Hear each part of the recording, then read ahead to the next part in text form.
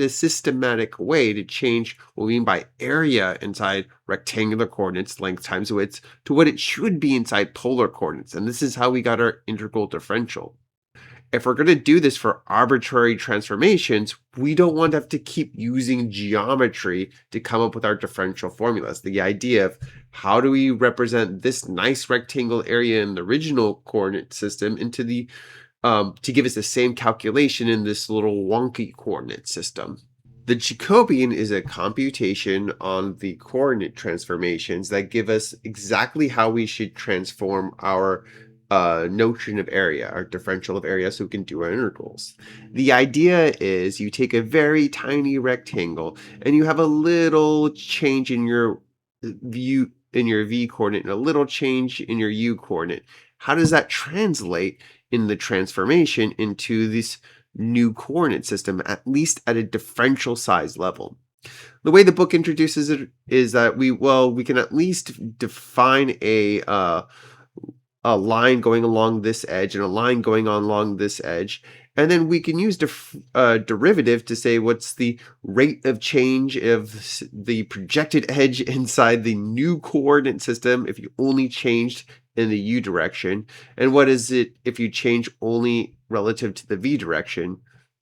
You get two edges, and those are like two vectors. So this tiny point, the edge of this right over here on the left and the edge on the right, at this point when your change is very tiny, gets projected into, say, a vector, a tangential vector in this direction and a tangential vector in this direction, which is the derivatives of your parameterized curves that you would have passed through anyways. They say take the limit to be sure that it's in fact the derivatives, and yeah, using differential rules, it's your little change of u times your derivative or partial derivatives that you would have calculated up here, and your differential of e times the little change of r and using the partial derivatives that you have over here. There's a result early on when we defined the cross product in vectors that if you want to know the volume or area of your parallelogram, it's going to be the same thing as taking the cross product of your two vectors. In this case, we have them inside the xy plane of the three-dimensional space. You take its cross product, and what you get when you're done is this nice determinant of that matrix, this matrix over here, and you can multiply it times your differentials.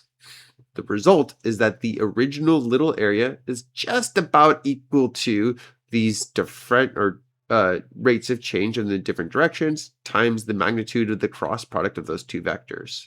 As long as we know our partial derivatives for our coordinates, these components here are defined and continuous, we can apply this method to calculate what the infinitesimally tiny area of that new region is going to be in a projection to give us the same area of the original region. That's called the Jacobian. That operation is called the Jacobian.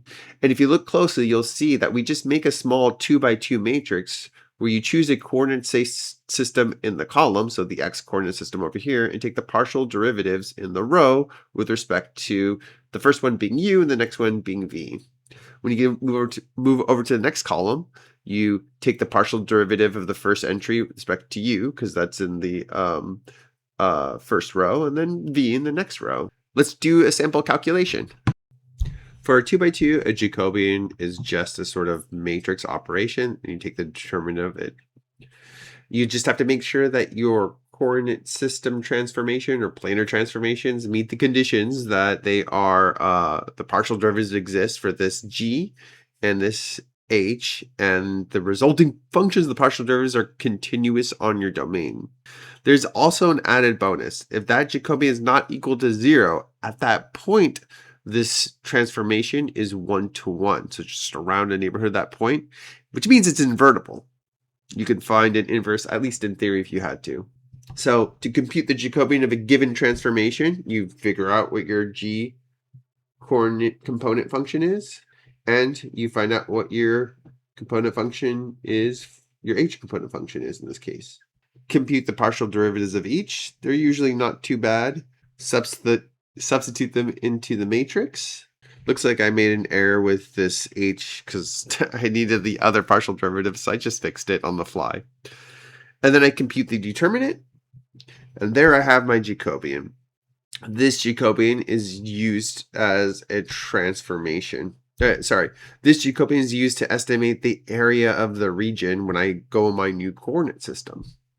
Also note, this is the determinative matrix. The matrix is invertible as long as for all points where u and v are not equal to 0 when the Jacobian is not equal to 0.